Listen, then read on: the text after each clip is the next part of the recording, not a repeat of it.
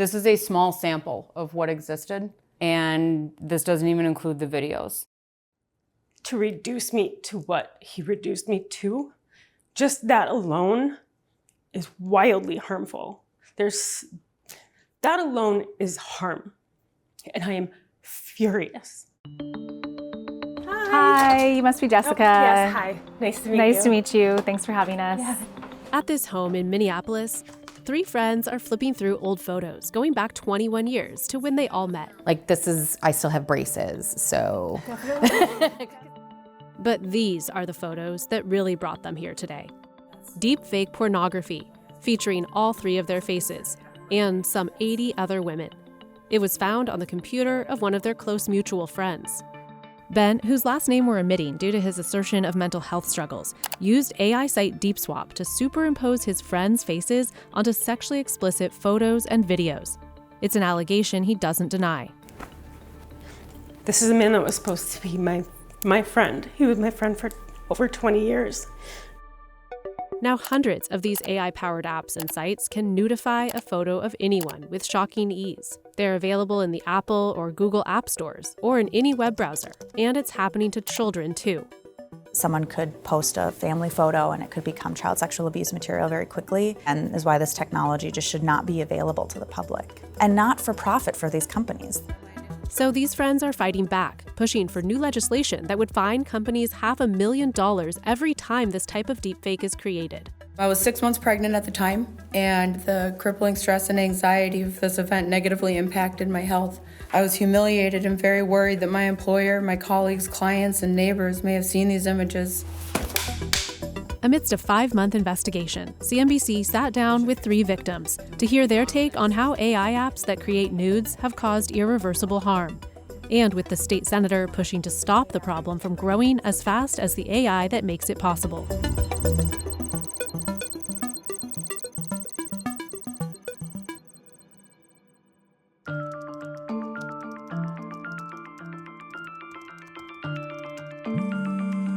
A year ago, Molly Kelly got a call out of the blue. It was Ben's wife, and she had just filed for divorce. And she told us what she had found on his computer. And it was shocking. It was shocking. Kelly asked her to email over the images. So my face very realistically on someone else's body in images and videos. It breaks your brain. Our reporting found that all Ben needed for DeepSwap AI to generate the graphic sexual images was everyday online photos. DeepSwap did not respond to multiple requests for comment.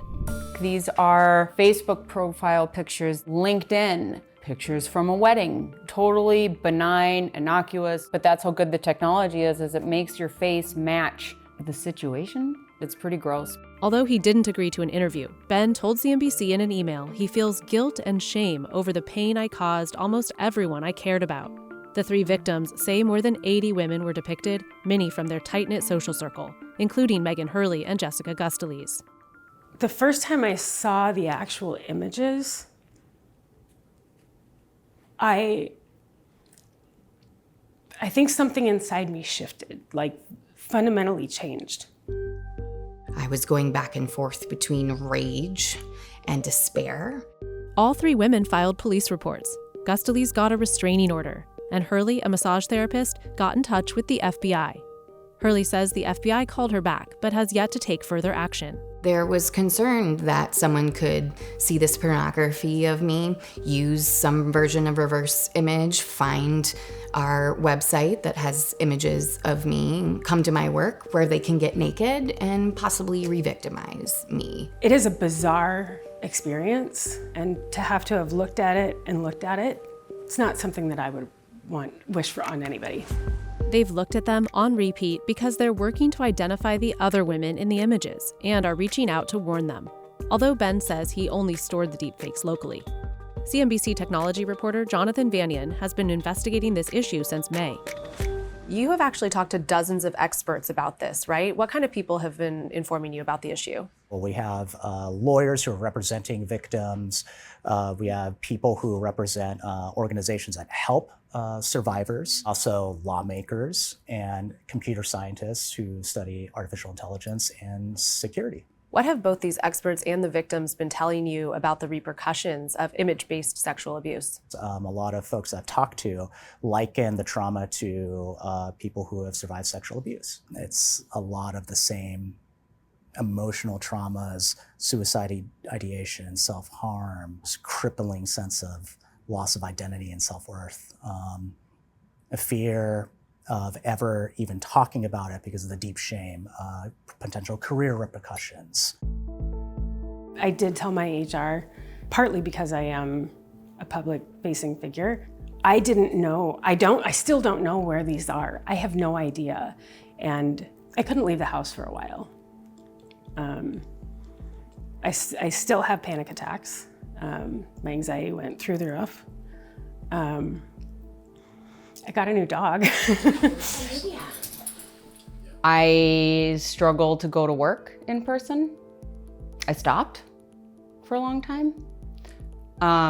I'd never announced the birth of my second child. What's known as revenge porn, sexually explicit imagery often made with consent but shared without permission, is illegal in the US because it's distributed without consent. But creating fake explicit content that simply lives on your device is currently legal. Without distribution, current laws don't protect against it, something Minnesota State Senator Erin is trying to change. Of course, if people can access this technology, they're going to use it. It should not be available in the first place.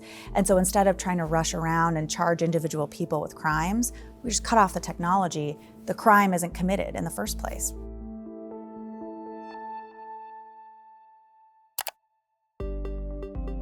Deepfake pornography has long been a concern, but it used to take considerable time and money to make. It was largely a problem for big-name celebrities, like Scarlett Johansson, who had her face superimposed over porn stars' faces in 2018. Even then, she said fighting it was a lost cause.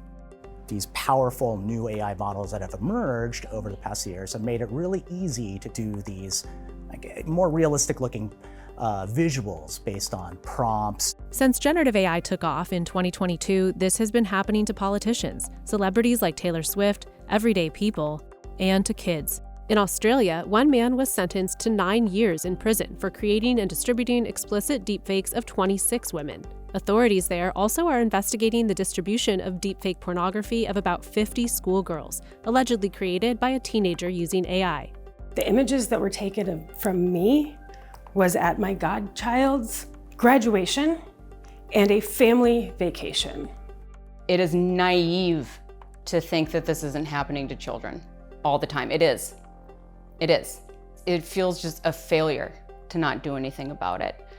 And there aren't any laws that address this. I thought because I had never taken nudes, I had never exchanged or sent nudes to anyone, at least I don't have to worry about any nudes of me ever coming out. Well, that's not true, and that's not true anymore of anyone.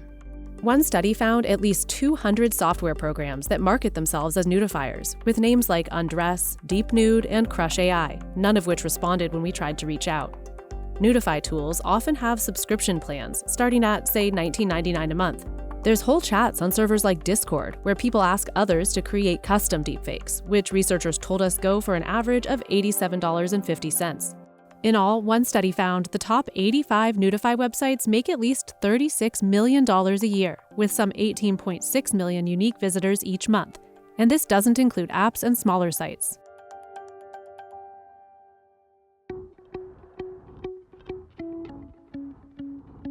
Platforms like the app stores on Google and Apple have a screening process to keep sexually explicit apps out, but many apps simply don't market themselves as nudifiers. They try to be a little bit more benign and playful, just innocent face swapping. One expert told us there's about 400 they've discovered across the app stores. How does an app like this end up gaining traction? They'll use social media, buy advertisements on some of the big platforms, Facebook, Meta being one of the big ones, and you can get a lot of users that way, if you're somehow able to bypass the content screening technologies. In June, Meta filed a lawsuit in Hong Kong against the developer of one Nudify app called Crush AI that was running ads on Facebook and Instagram. The case is ongoing. Are you satisfied with how companies like Meta are policing their advertisements that are on their sites to prevent this kind of thing from happening? Not at all. We know that the money that is generated from the advertising revenue, from people signing up for these apps, is so much. I mean, great that they're suing that app and that platform, but they could very easily hire a team to check all the apps that they're advertising on Facebook to make sure they don't have nudifying functions. They could write code that checked that, right? They could do myriad things to make sure that they didn't have to come around to a lawsuit. Meta's policies prohibit nudity, sexual activity, and sharing or offering to make non-consensual intimate imagery, real or AI generated. After filing the Crush AI lawsuit in June, Meta says it began developing technology to detect nudify ads even when they don't contain nudity, calling this an adversarial space. And Meta told CNBC in September it blocked links to more than a dozen nudify apps and sites, and removed thousands of ads, sending cease and desist notices to dozens of companies violating its rules. It's like a whack-a-mole approach, essentially. You take one down and then they'll pop up again. Some big players themselves also have image generators with questionable guardrails, like Elon Musk's xAI, which unveiled Grok Imagine in August. It can create partial nudes of fictional or public figures in spicy mode. I'm concerned we will continue to be left behind and sacrificed at the altar of like trying to have some geopolitical race for powerful AI. What is the overarching role that big tech companies play in this nudify app ecosystem? I mean, this is the everyday web that we all visit as consumers. So we're talking about, from the infrastructure side to power the computing backend, these services like Amazon and Cloudflare. It's what researchers have identified. There are the advertising platforms. We're talking, Google and Facebook, and then the app stores, Google Play and Apple App Store. Online communities. We've talked about Discord and Telegram. It's an entire ecosystem where apps and services and the communities around them are pretty much frolicking. Apple told CNBC it regularly removes and rejects apps that violate its App Store guidelines, which specify that apps shouldn't be marketed in a misleading way or include content that's offensive, overtly sexual, or pornographic. Google and Discord declined to comment. xAI and Cloudflare didn't respond to us. Amazon Web Services told CNBC in a statement, "We act quickly to review and take steps to disable prohibited content. If anyone suspects that AWS resources are being used for abusive activity, they can report it to AWS Trust and Safety using the Report Abuse form." Thank you very much. Thanks also to the 99 senators and 408 members of Congress who voted in favor of the bill. Fighting back hasn't been without wins. In May, the Take It Down Act became federal law, making it a crime to distribute real or fake sexually explicit content without consent. The Take It Down Act requires these companies to take non-consensual images down within 48 hours. Is that adequate? No. It isn't sufficient because, again, it requires that dissemination and it requires me to find it, which I tried for a little bit. And that is messed up to have to dive headfirst into very dark corners of the internet looking for your own pornography that you didn't make. It was nuts. Instead, victims like Kelly want a law to stop fake porn of them from ever being created. Anybody could do this. He won. He has done nothing wrong according to the law. So she reached out to Senator May Quaid. Why not also penalize the people who are doing the creating, like the man who did this to 80 plus women? One of the things that I constantly think about is the ways in which we hold individuals accountable for the harms that corporations create.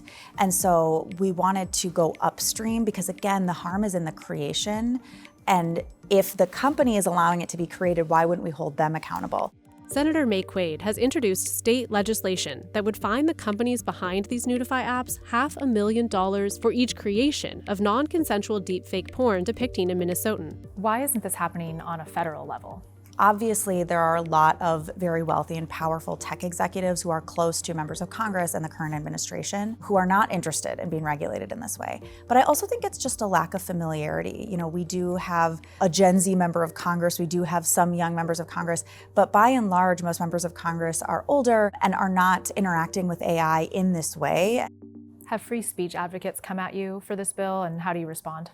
There's a lot of agreement that this isn't that, right? This is about regulation of tech and less about anything related to speech. The opportunities for harm are immense. And we made it very, very focused to make sure that it is just this one function. We didn't ban any website, any platform, any, sort of company from operating in Minnesota. The bill has passed the state Senate, but still needs to pass the House.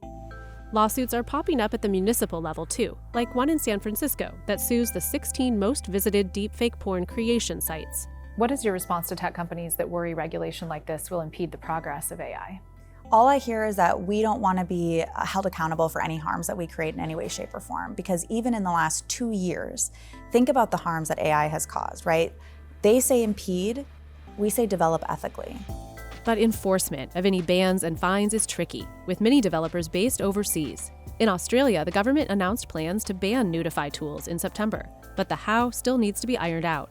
For now, some victims are taking matters into their own hands. One nonprofit helps victims reach out to platforms to request removal of non-consensual imagery. New tools like Am I in Porn can search porn sites to see if your image appears. For Kelly, Hurley, and Gustales, they're speaking out so lawmakers and the public understand the harm. I would love to hear from politicians and people innovating in this technology. Why does nudification need to exist? You tell me as a victim why this needs to be easily accessible and why companies need to make money this way.